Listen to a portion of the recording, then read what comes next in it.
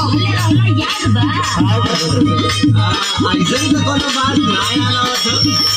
अच्छा तो पत्नी हो गई तो भुला गइला।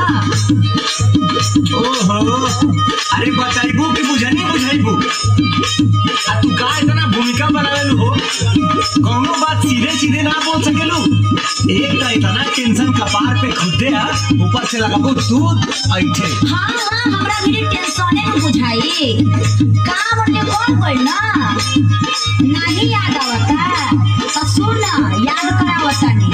हां बताओ तनी खाली खुशी लाइक करो बोलो पटनी ना हो खाली खुशी लाइक करो बोलो पटनी ना हो कहे